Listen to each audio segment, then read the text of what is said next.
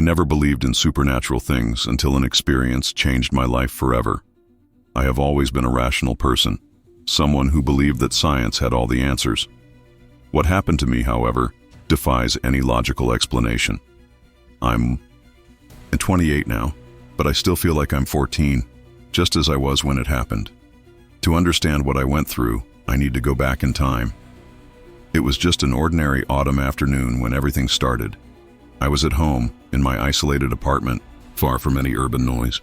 I worked as a video editor at a small production company, a solitary job that required many hours of dedication in front of the computer. My routine was always the same: work late into the night, eat cold pizza, and fall asleep at the keyboard. I was the definition of an ordinary man, if that even exists anymore. That night, though, something was different. I felt a weight in the air, as if something was watching me. My eyes wandered through the dark room, illuminated only by the computer screen, and for an instant I swear I saw a shadow move on the wall. I was overcome by a sensation of intense cold that couldn't be explained. It wasn't normal, and it made me feel a profound panic. I got up and went to the window, trying to distract myself, but the city felt farther away than ever. The silence outside was terrifying, and then that's when I heard it. First, a faint, almost inaudible knock on my apartment door. There was no one at the door, and I was so used to solitude that, for a moment, I thought it was my imagination. But the knocking continued, stronger now, followed by a muffled whisper, as if someone were trying to speak from inside the door. With my heart racing, I approached the door and looked through the peephole. Nothing. Absolutely nothing. The hallway was empty. Confused and restless, I returned to the living room, trying to make sense of what was happening. But the air felt thicker, heavier. Suddenly, I heard laughter. It wasn't normal laughter, but something profoundly distorted and grotesque. The laughter seemed to echo throughout the house, as if it had no specific origin, as if it were coming from inside the walls. I felt a chill run up my spine. Not knowing what to do, I tried to search for some rational explanation, but nothing made sense. I didn't know what was happening to me or with my house.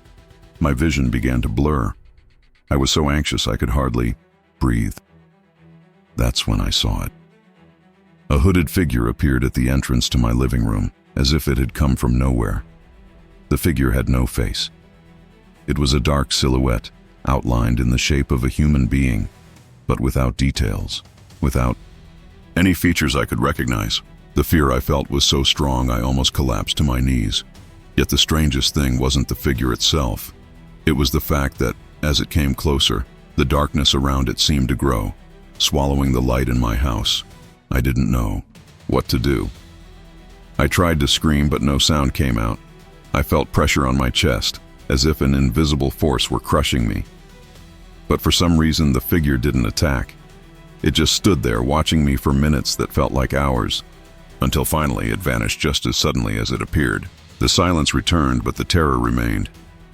Trying to process what had just happened, I realized I was no longer alone. Something had invaded my home, something I couldn't explain, but I knew I couldn't let the fear take over. Like any normal person, I did what anyone would do. I drank a glass of water, tried to relax, and went back to my routine. However, things only got worse from then on. The next day, I started to notice more and more strange things. Objects moving around, indescribable noises at night, whispers in the walls. That's when I discovered what was happening in my house. I found out there was something else, something that fed on my anxiety, my paranoia, something that didn't belong to this world. I was already starting to question my sanity when the events began to intensify. The night after the hooded figure's appearance, fear completely took over me. I could no longer distinguish reality from my nightmares. And the nightmares, well, they were becoming more and more real. It was during one of these nights that I decided to investigate. I couldn't live with the fear haunting my home, with the sound of footsteps in empty hallways, with doors creaking on their own. Something told me there was more to the story than hallucinations or mind games. It was as if an invisible force was challenging me, as if I was part of something much greater and much more terrifying than I could ever imagine. The turning point came during a night of heavy rain when I woke up with the sense that something was moving around me. The noise was almost unbearable, as if the walls were closing in. I ran to the bathroom trying to calm myself, and that's where I saw it. In the mirror, my reflection was no longer exactly mine. There was something distorted in my face, as if it were being altered. A version of me with a grotesque smile, a hollow stare, and a macabre gleam in the eyes. I screamed, but the reflection didn't react. It just kept smiling in a way that can't be described. Then, inexplicably, the mirror suddenly shattered, leaving a shard that reflected the face of an unknown woman, with eyes completely black, without pupils. The feeling of terror was indescribable. I retreated to the far end of the bathroom, trying to understand what had just happened, but before I could process what I had seen, I heard a whisper in my ear. "You shouldn't have looked." Those words, I'll never be able to forget them. The voice was that of a woman, but the tone was cold, lifeless, as if it came from a deep and dark place. I turned quickly, but the woman wasn't there. My breathing became difficult, and the shards of glass around me shone with a strange light as if they were alive. Back in the living room, the events took on a darker turn. Every corner of the house seemed to be alive, with objects moving on their own, lights flickering erratically, and the sound of relentless knocking coming from places where no one was present. I felt like I was being watched constantly, and at moments, the air seemed to thicken into something dense, heavy, as if I couldn't breathe. I needed to understand what was happening to me, and it didn't take long for me to find a clue, an old diary. While cleaning up, sifting through some old boxes that had been tucked away at the back of my closet, I found a leather-bound diary. It was pretty deteriorated, but still readable. The pages were covered with a kind of dark ink, almost like blood. The notes belonged to someone named Julia, a woman who apparently lived in the house before me. She wrote about terrifying experiences, about a presence that watched her, about something that was slowly consuming her. Her words seemed written by someone already losing their sanity. She spoke of the entity that inhabited the house, an ancient force that fed on people's souls. An entity, she said, never truly disappears. She described harrowing encounters, but what sent chills down my spine was the last sentence in the diary. "When you see the shadow, it's already too late. It's already inside you." As I finished reading the words, the floor trembled under my feet, and an icy cold filled the room. Something was consuming me from the inside. I sensed that this entity was drawing closer. It was as if I was being slowly swallowed by an invisible force, something beyond human understanding. What I didn't know was that by picking up the diary, I had given permission for this presence to manifest more intensely. The entity could now see me. It was in my home, inside my mind, and what was to come would be even more horrifying than I imagined. But before I could take another step, a loud knock on the door interrupted me. The knocks were rapid and relentless. I stood up, tense, and went to the door. No one was there, but the air was thick with the smell of mold and something else, an oppressive presence. On the floor, I saw something I couldn't believe, a wet page from Julia's diary, stained with what looked like blood. I was trapped in a never-ending web of terror. I felt like I was losing control of my own mind. The shadows inside my home were stronger now, as if they were materializing more each day. The presence, the entity, was getting closer. I could hear it, feel its icy touch on my skin, as though it was observing me all the time. After discovering Julia's diary, I started to notice patterns in her messages and the words she left. She wrote about ancient rituals and warnings that, the more you tried to get free, the more entangled you became. It was as if the act of trying to escape was what fed the entity, making it stronger and more ravenous. This terrified me. I was trapped not just physically but mentally in an endless cycle. Over time, my home became a living nightmare. I could no longer trust my eyes, my perceptions. The mirror, once an ordinary reflection, was now showing something else. I saw my own face, but it wasn't me. It was a distorted version, paler, more dead. It was like the entity was slowly taking my place.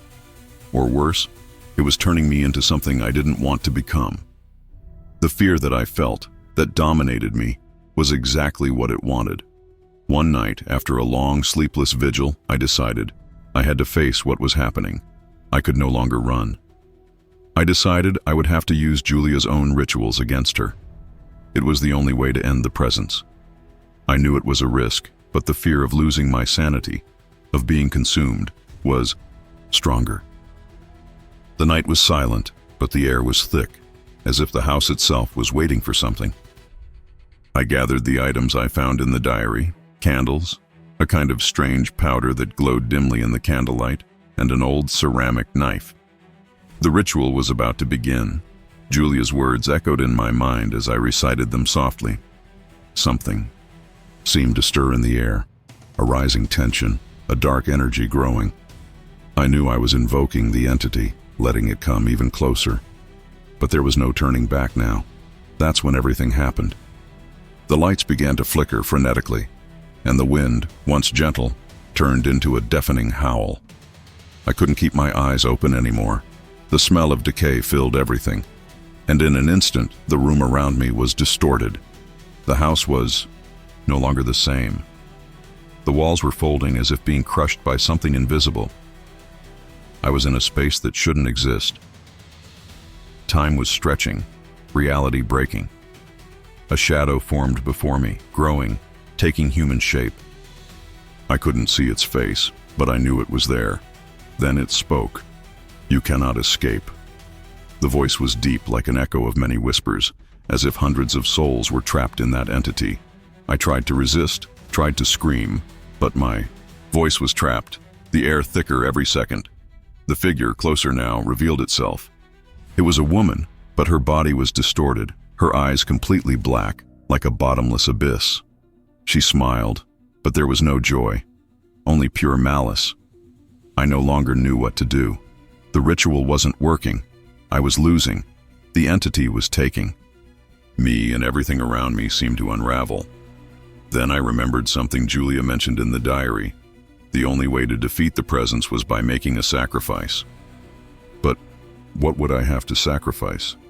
My soul? My life? I felt the pain of what might have been the end. It was a pain so deep I could barely comprehend it. What happened next was like a snap in the air. The world around me shattered, but I was in a dark place where shadows ruled completely. The sound of something dragging across the floor came closer. Then I saw it.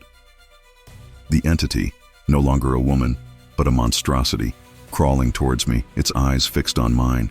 And at that moment, I realized I had failed. The entity wasn't going to leave me alone. It would always be with me. I would never escape. Now that the third part is finished, I hope I managed to convey the right atmosphere of terror.